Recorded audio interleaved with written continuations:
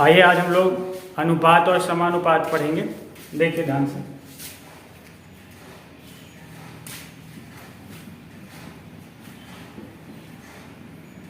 अनुपात इसे इंग्लिश में रेशियो कहते हैं। अनुपात हमेशा दो समान चीजों के बीच किया जाता है। जैसे मान लीजिए दो व्यक्तियों की आयु में आप तुलना कर रहे हैं तो वो क्या होगा? अनुपात होगा। ये अनुपात का चिन्ह होगा। अनुपात का बेसिक मतलब क्या है? तुलना। तुलना हमेशा दो या दो से अधिक चीजों के बीच होती है। तो जैसे आपने आयु के बीच में अनुपात या आयु से तुलना की तो ये हो गया आयु का अनुपात। इसी तरह से जैसे मान लीजिए कि आपने किसी की लंबाई में तुलना की तो ये लंबाई का अनुपात हो जाएगा। जैसे मान लीजिए कि दो लोग हैं, एक की आयु 20 वर्ष है और दूसरे की आयु 30 वर्ष है, तो इन दोनों के बीच में आप अगर तुलना करेंगे तो आप पाएंगे कि अगर ये 2 है तो ये कितना होगा? 3 होगा। अगर ये 2 है तो ये कितना होगा? 3 होगा। यही क्या है? आपका अनुपात है। या अनुपात को आप ऐसे भी व्यक्त कर सकते हैं कि 3 के कंपैरिजन में, 3 की तुलना में ये कितना है? 2 है। समझ रहे होंगे आप मेरी बात। जैसे दो व्यक्तियों की लंबाई की अगर बात करें, जैसे मान लीजिए एक व्यक्ति की लंबाई है 50 सेंटीमीटर और दूसरे की है 100 सेंटीमीटर। दूसरे की है 100 सेंटीमीटर। अब इन दोनों के बीच में अगर तुलना करें तो देखिए तुलना कैसे करेंगे? 50 की तुलना आप किससे करेंगे? 100 से करेंगे। एक चीज हमेशा ध्यान रखिएगा, तुलना हमेशा सेम चीजों में होगी। जैसे यहाँ पे हम तुलना किसमें कर रहे हैं? लंबाई में कर रहे हैं। ये अगर सेंटीमीटर में है तो ये भी सेंटीमीटर में ही होना चाहिए। अगर ये मीटर में है तो ये भी मीटर में होना चाहिए। अब अगर इनमें देखिए तुलना करें तो क्या होगा? 50 ही करना, 50 50 गुना 100। अगर इसकी तुलना में बात करें 2 की तुलना में तो ये कितना है? 1 है। या कह सकते हैं आपकी ये इसका क्या है? आधा है। इसकी उम्र इससे क्या है? 2 गुनी है। इसकी उम्र इससे क्या है? 2 गुनी है। अगर इसकी तुलना में बात करें तो ये इसका क्या है? आधा है। चलिए आगे देखते हैं।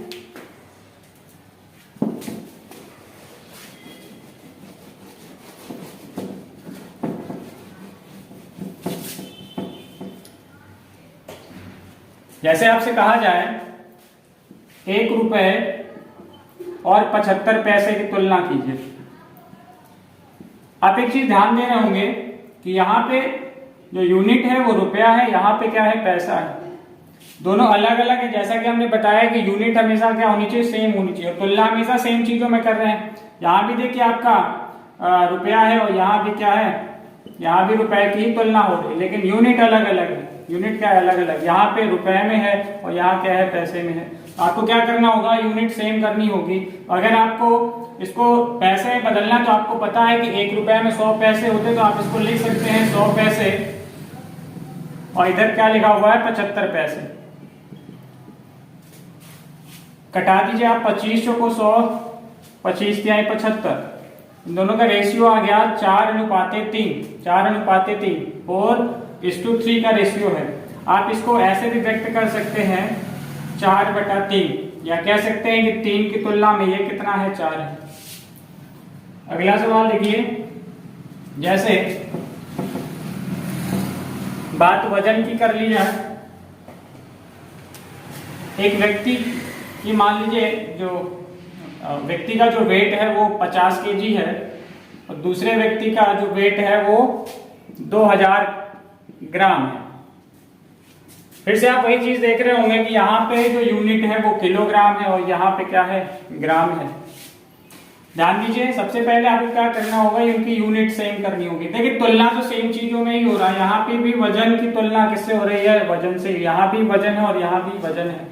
आप कभी वजन की तुलना लंबाई से नहीं कर सकते। वजन की तुलना आप वजन से ही करेंगे। तो यहाँ पे देखिए 50 kg लिखा हुआ, यहाँ पे 2000 ग्राम लिखा हुआ। यूनिट अलग अलग है तो आप क्या करेंगे? यूनिट सेम कर लेंगे। या तो इसको किलोग्राम में बदल लीजिए या इसको ग्राम में बदल लीजिए। तो 50 केजी, 1 केजी में आपको पता है 1000 ग्राम होते हैं, तो 1000 से आप इसमें मल्टीप्लाई कर देंगे।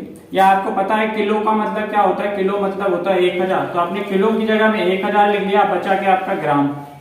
इधर देखिए कितना है, 2000 ग्राम है। ये 3 जीरो कैंसिल हो जाएंगे और इस 2 से आप इसको कटाएंगे तो कितना आ जाएगा 25, और इधर क्या बचेगा 1, तो रेशियो आ गया 25:1। आइए अगला सवाल देखते हैं। लिखा हुआ 3 किलोग्राम तथा 7 किलो 500 ग्राम में अनुपात बता दीजिए। देखिए 3 किलोग्राम को आप कह सकते हैं, देखिए किलो का मतलब आपको पता है 1000 होता है, जिसमें आप चाहें तो 1000 लिख सकते हैं यहाँ पे, और ये आगे ग्राम है। अनुपात निकालना इन दोनों के बीच में, 7 किलो का मतलब क्या हो जाएगा बताइए 7000, और आगे लिखा हुआ है 500 ग्राम, ये हो जाएगा 3000 ग्राम, और इधर हो जाएगा 7500 ग्राम। कटा दीजिए, 2 जीरो कट जा रहे हैं आपके, 5 से और कट जाएगा ये, या 15 से कटा दीजिए, 15 दूना 30, 15 पचे 75। अनुपात आ गया 2:5। इन दोनों के बीच में रेशियो क्या है 2:5 का, या 2:5 का। नेक्स्ट देखिए क्वेश्चन आपका लिखा हुआ है 5 रुपए तथा 3 रुपए 10 पैसे का अनुपात ज्ञात कीजिए। 5 रुपए अभी जैसे हमने बताया 1 रुपए में 100 पैसे होते हैं, तो आपका ये हो जाएगा 5 रुपए में कितने पैसे, 500 पैसे। अनुपात निकालना है 3 रुपए 10 पैसे में। 3 रुपए यानी कि पता है आपको कितने पैसे होंगे, 300 पैसे होंगे। 10 पैसे और इसमें ऐड करने हैं, तो कितना हो जाएगा 310।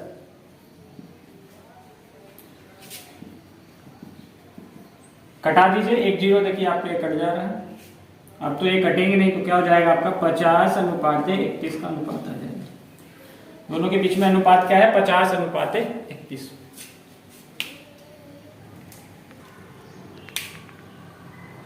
आइए इसके बाद हम लोग समझेंगे विलोमानुपात क्या होता है। जैसे ही आपको नाम से ही इसका अगर विच्छेद करें तो आपको समझ में आएगा विलोम अनुपात। विलोम अनुपात, विलोमानुपात का मतलब विलोम अनुपात। विलोम का मतलब आप लोग अच्छे से जानते हैं क्या होता है, उल्टा। जैसे मान लीजिए आपसे कहा जाए 5 का उल्टा क्या होगा, तो आप क्या करेंगे, देखिए किसी भी संख्या के नीचे आप 1 लिख सकते हैं। 1 लिखने से क्या होता है, संख्या के मान में कोई परिवर्तन नहीं होता। 1 से अगर आप भाग करेंगे इसमें तो क्या होगा 5 ही आएगा, तो इसका मान तब भी 5 रहेगा। तो आप देखिए अगर इसका उल्टा लिखना चाहें तो क्या होगा, 1 ऊपर लिखा जाएगा और 5 नीचे लिखा जाएगा। ये इसका क्या हो गया, विलोम हो गया। इसी तरह से अगर जैसे मान लीजिए 10 लिखा हुआ है, अगर इसका आपसे विलोम पूछा जाए तो आप बड़े अच्छे से जानते हैं इसके नीचे आप 1 लिख सकते हैं, और उल्टा करेंगे तो 1 ऊपर हो जाएगा और 10 नीचे हो जाएगा। तो 10 का विलोम क्या हो जाएगा, 1/10 हो जाएगा। देखिए एक सवाल समझते हैं। जैसे मान लीजिए लिखा हुआ है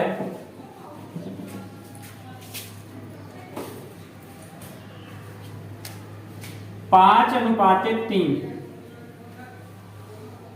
इसका विलोम अनुपात लिखने का मतलब क्या है, आप 5 को उल्टा कर दीजिए 1/5, मतलब आपको संख्याओं का विलोम करके अनुपात निकालना है। ये अनुपात का चिन्ह हो गया। 3 को आप क्या लिख सकते हैं, 1/3 लिख सकते हैं। अब देखिए अनुपात जो होता है हमेशा ध्यान रखिए कभी भिन्न में नहीं होता, तो इस भिन्न को आपको हटाने के लिए आपको क्या करना पड़ेगा, कुछ ऐसा करना पड़ेगा जिससे नीचे वाली संख्याएं हट जाए। उसके लिए आप क्या करिए, 5 और 3 का लासा निकाल लीजिए। 5 और 3 का लासा निकाल लीजिए। 5 और 3 का लासा आपको पता है कितना होता है। देखिए जब भी ऐसी संख्याएं लिखी हो जो अभाज्य हैं तो उनका गुणनफल ही लासा होता है। तो 5×3 15 आपका हो जाएगा लासा। अब इस लासा से आप गुणा कर दीजिए, या ये समझिए कि आप मतलब कोई एक ऐसी संख्या आप सर्च कीजिए जो 5 से भी कट जाए 3 से भी कट जाए, वही क्या होगी, लासा होगी। तो 5 और 3 दोनों से कटने वाली संख्या क्या है, 15 है। तो आप 15 से गुणा कर सकते हैं। कटा दीजिए, देखिए 5×3 15 और इसको घटाएंगे 3×5 15, तो अनुपात आपका आ जाएगा 3:5। तो ये 5:3 का क्या है, विलोमानुपात है, विलोम अनुपात। ठीक है, अगला सवाल देखते हैं। जैसे इधर देखिए लिखा हुआ है 10:7। इसका विलोमानुपात निकालना है। कैसे निकालेंगे ध्यान दीजिए, आपको विलोमानुपात में ध्यान रखना है कि संख्याओं का विलोम करना है फिर अनुपात निकालना है। तो संख्याओं का विलोम कर दीजिए, 10 लिखा है, 10 का विलोम क्या हो जाएगा 1/10 हो जाएगा। 7 का विलोम क्या हो जाएगा 1/7 हो जाएगा। अभी जैसे कि हमने देखा कि अनुपात कभी भी भिन्न में नहीं हो सकता है, तो आपको इस भिन्न को साधारण संख्या में बदलना होगा, पूर्ण संख्याएं बनानी होंगी। तो उसके लिए आपको क्या करना होगा, ऐसी संख्या से आपको गुणा करना होगा जो 10 से भी कट जाए और 7 से भी कट जाए। तो 10 और 7 से कटने वाली संख्या क्या हो सकती है 70। 70 क्या है, 70 इन दोनों का लासा भी है, तो आप चाहे तो लासा निकाल लीजिए या ऐसी कोई संख्या देख लीजिए जो 10 और 7 से कट जाए, तो क्या हो जाएगी 70। अब 70 से क्या कर दीजिए, गुणा कर दीजिए दोनों तरफ। इसको कटाएंगे 10 सत्ते 70, इसको कटाएंगे 7 दाम 70, अनुपात आ जाएगा 7:10। तो 10:7 का विलोमानुपात क्या हो जाएगा 7:10। ये तो अभी हमने देखा दो संख्याओं के बीच में विलोमानुपात कैसे निकलता है। लेकिन अगर 3 संख्याएं आ जाएं या 3 अनुपात दिया हो, 3 संख्याओं का अनुपात दिया हो, तब कैसे निकालोगे ध्यान दीजिए। जैसे मान लीजिए लिखा हुआ है 1:2:3, इसका आपको पूछ लिया गया विलोमानुपात क्या होगा, कैसे करेंगे। जैसे कि हमने बताया आपको संख्याओं का विलोम निकालना है, उसके बाद अनुपात निकालना है। तो इन संख्याओं का क्या निकाल लीजिए विलोम। 1 का विलोम क्या होगा 1 ही होगा। जैसे कि आप इसके नीचे 1 लिखेंगे, उल्टा करेंगे ऊपर 1 नीचे 1, भाग करेंगे 1 ही आएगा। तो इसका विलोम क्या हो जाएगा 1 का विलोम 1 होता है। 2 का विलोम क्या हो जाएगा, 2 का विलोम हो जाएगा 1/2। इधर देखिए 3 का विलोम क्या हो जाएगा 1/3। अब क्या करिए, यहां इस अनुपात में नीचे जो संख्याएं लिखी हुई है हर में, उनको हटाने के लिए, क्योंकि आपको पता है कि भिन्न नहीं होनी चाहिए, तो 2 और 3 से कटने वाली संख्याएं आप देख लीजिए। 2 और 3 से कटने वाली सबसे छोटी संख्या आपकी कौन सी है 6। आप 12 भी लिख के गुणा कर देंगे, 12 भी दोनों से कट रही तो कोई दिक्कत नहीं, लेकिन आप छोटा रखिए आसान रहेगा। तो 6 का हम कर देते हैं इनमें गुणा, इसमें भी कर दीजिए, इसमें भी कर दीजिए और इसमें भी कर दीजिए। ये हो जाएगा 6, ये 2 से कट जाएगा 6, 2 तिहाई 6, ये हो जाएगा 3, इसको कटा देंगे 3 दूनी 6, ये हो जाएगा 2। तो अनुपात आ जाएगा 6:3:2, 6:3:2। इसी तरह से मान लीजिए लिखा हुआ है 5:6:2।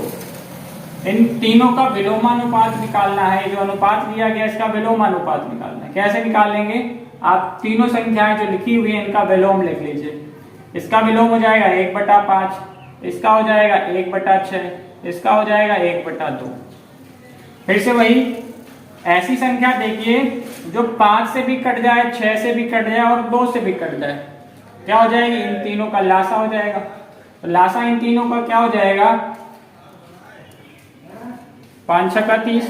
तो 30 जो है वो 5 से भी कट जाएगा, 6 से भी कट जाएगा और 2 से भी कट जाएगा। तो 30 का कर दीजिए गुणा इन सब में, 30 का कर दीजिए गुणा, यहाँ पे रेशियो है। अब इन्हें कटा दीजिए, 5 से इसको कटाएंगे तो कितना आ जाएगा 6 आ जाएगा। 6 से इसको कटाएंगे 6×5=30, 5 आएगा। इसको 2 से कटाएंगे तो कितना आ जाएगा 15 दूनी 30 होता है, कितना आ जाएगा 15 आ जाएगा। तो अनुपात आ गया इनका, कौन सा अनुपात है ये विलोमानुपात। तो 5:6:2 का विलोमानुपात क्या होगा 6:5:15।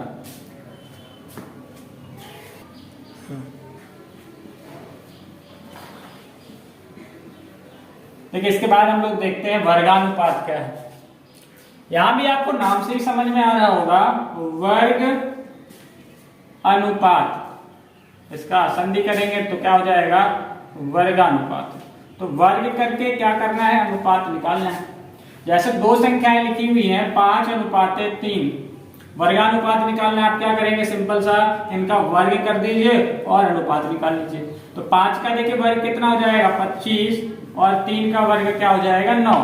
तो अनुपात आ गया 25:9। ठीक है, तो 5:3 का वर्गानुपात क्या हो जाएगा 25:9। अगला सवाल देखते हैं, जैसे लिखा हुआ 1:2। इसका वर्गानुपात क्या होगा, वर्ग करके अनुपात निकाल देना आपको। 1 का वर्ग हो जाएगा 1, 2 का वर्ग हो जाएगा 4। अब ये संख्याएं कटेंगे है नहीं आपस में, तो यही क्या हो जाएगा आपका वर्गानुपात हो जाएगा। 3 संख्याएं जैसे लिखी हुई हैं 3:6:5, इनका वर्गानुपात निकालना है। देखिए कैसे करेंगे, वर्ग करेंगे और आप अनुपात निकालेंगे। 3 का वर्ग कितना हो जाएगा 9, 6 का वर्ग कितना होगा 36, 5 का वर्ग कितना हो जाएगा 25। संख्याएं कटेंगी है नहीं, यही क्या हो जाएगा आपका वर्गानुपात हो जाएगा। इसके बाद हम लोग देखते हैं वर्गमूलानुपात। वर्गमूलानुपात क्या होगा, जैसे वर्गानुपात है वैसे ही वर्गमूलानुपात है। इसमें क्या होगा,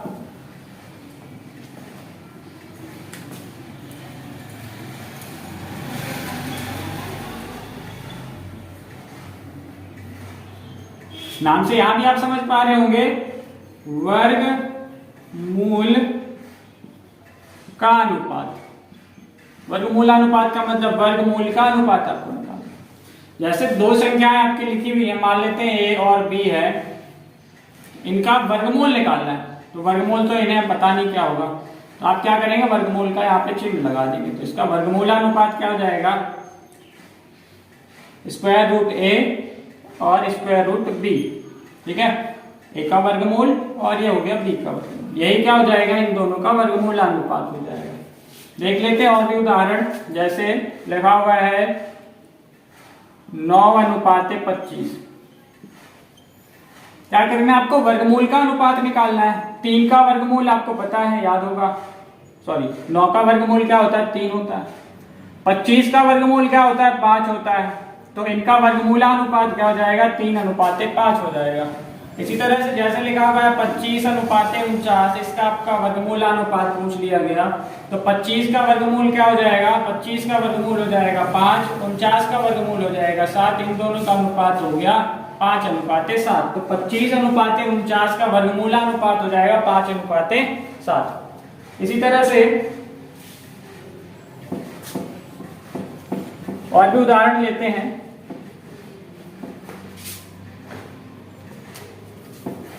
जैसे लिखा हुआ है 25:50 अनुपाते, मान लीजिए लिखा हुआ है 7। इनका वर्गमूलानुपात निकालना है। तो क्या करेंगे आप लोग, इनका वर्गमूल निकाल लेंगे।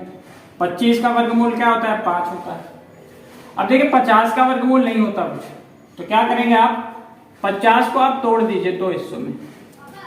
क्या लिख सकते हैं आप, 25 दूनी 50। अब आपको देखिए 25 का वर्गमूल पता है, 25 का वर्गमूल क्या होता है 5 होता है। इसका वर्गमूल नहीं पता है तो आप इसको चिन्ह के अंदर लिख दीजिए वर्गमूल 2। ये हो जाएगा 5 स्क्वायर रूट 2। इसका भी वर्गमूल हमें नहीं पता, इसके गुणनखंड भी नहीं हो सकते। तो आप क्या करिए, इसको वर्गमूल के चिन्ह के अंदर लिख दीजिए। ये क्या हो जाएगा, इन तीनों का वर्गमूलानुपात हो जाएगा।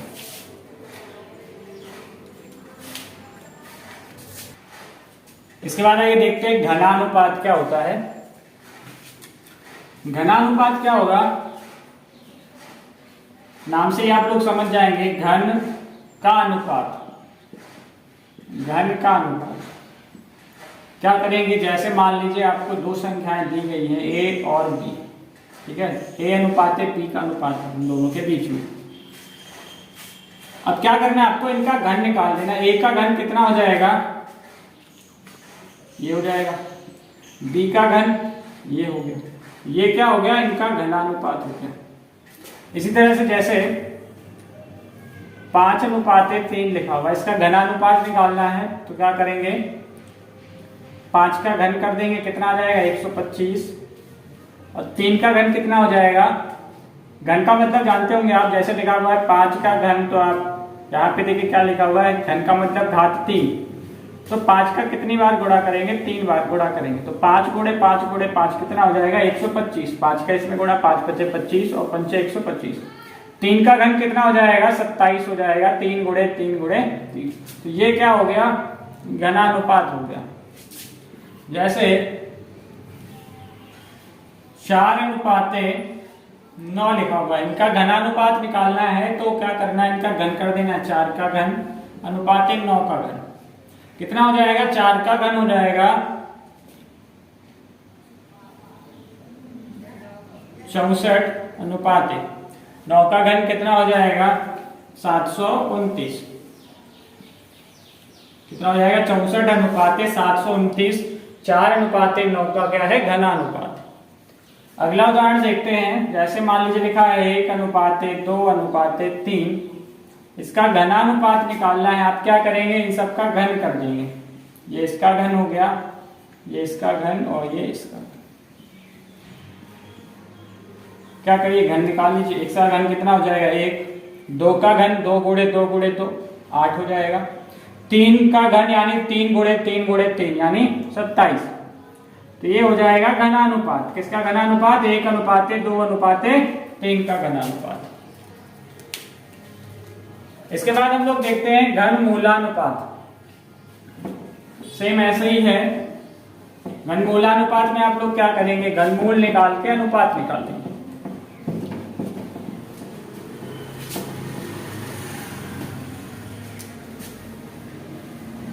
घनमूलानुपात,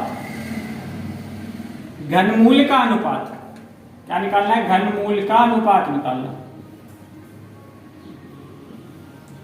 घनमूल का अनुपात निकालना। जैसे मान लीजिए लिखा हुआ है A/B, पूछ लीजिए इनका घनमूलानुपात क्या होगा। क्या करेंगे, इनका घनमूल निकाल लेंगे। घनमूल क्या होता है, घनमूल ये होता है। इसका घनमूल क्या हो जाएगा, ये हो जाएगा। इसी तरह से मान लीजिए लिखा हुआ है 125:64। आपसे कहा गया इनका घनमूलानुपात निकालिए। तो 125 का घनमूल बताइए कितना होता है, 5 होता है। 125 का घनमूल कितना होता है,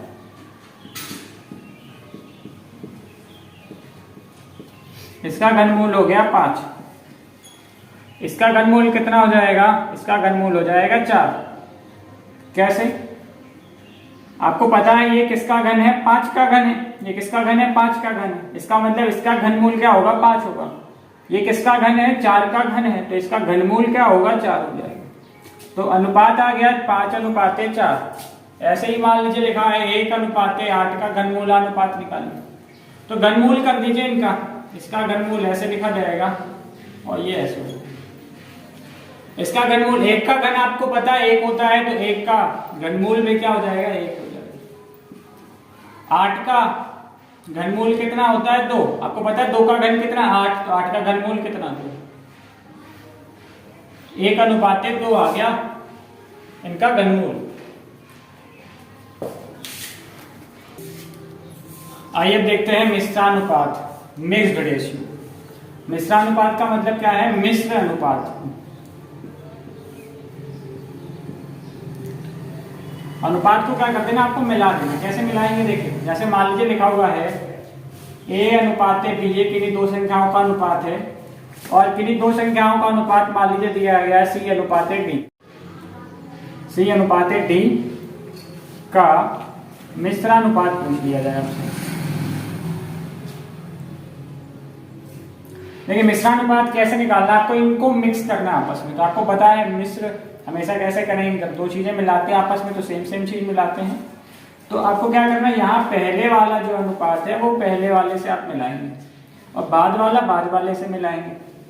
तो मिलाना कैसे, आपको इन दोनों का मल्टीप्लाई कर देना है। A का मल्टीप्लाई C से कर देंगे और B का मल्टीप्लाई किससे कर देंगे, D से कर देंगे। ये आपका हो गया, सॉरी, B × D।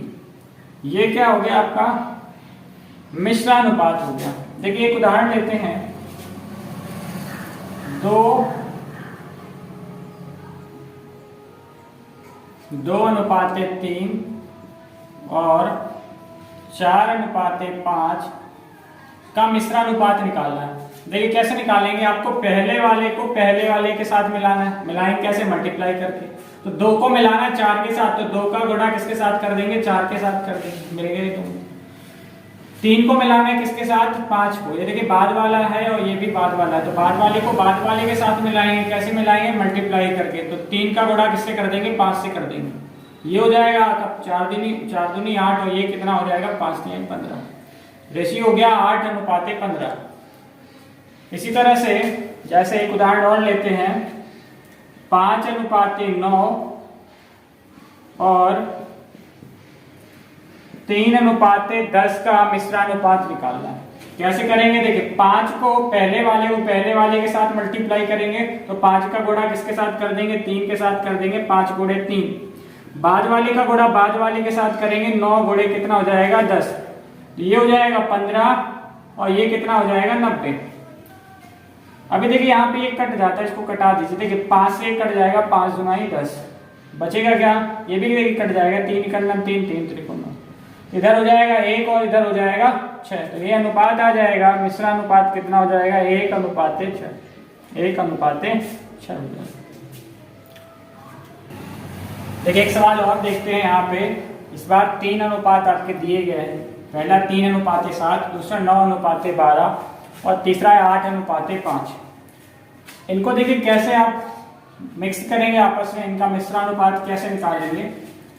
3:7, दूसरा है 9:12, तीसरा है 8:5। आपको क्या करना है, जैसा आपने देखा अभी तक कि पहले वाले को पहले वाले के साथ ही मिक्स करेंगे या मल्टीप्लाई करेंगे। तो 3 का मल्टीप्लाई 9 के साथ, और ये भी देखिए पहले, ये तीनों पहले हैं तो इन तीनों का ही एक साथ मल्टीप्लाई कर दीजिए। 3 गुणे 9 गुणे 8। इसके बाद बाद वाले के साथ मल्टीप्लाई करेंगे। 7 का मल्टीप्लाई 12 से और 22 का 5 से, या तीनों का एक साथ आप कर दीजिए। 7 गुणे 12 गुणे 5।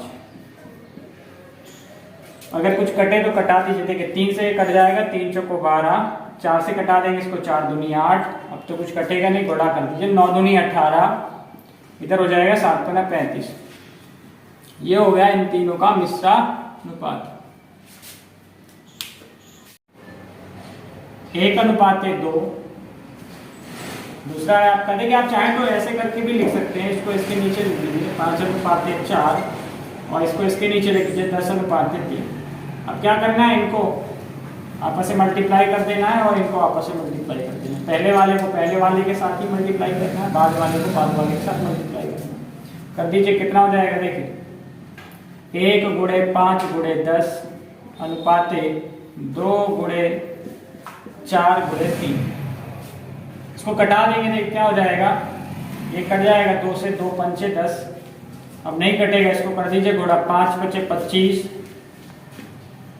इधर गुणा करेंगे 4 तिहाई 12। तो इनका मिश्रानुपात आ जाएगा 25:12। आज के लिए बस इतना ही। मिलते हैं अगले वीडियो में। इसका सेकंड पार्ट हम लोग लेके आएंगे, जिसमें हम लोग प्रथमानुपाती, मध्यानुपाती, तृतीयानुपाती और चतुर्थानुपाती आदि देखेंगे। अगला पार्ट देखने के लिए आप हमारा चैनल सब्सक्राइब कर लीजिए। धन्यवाद।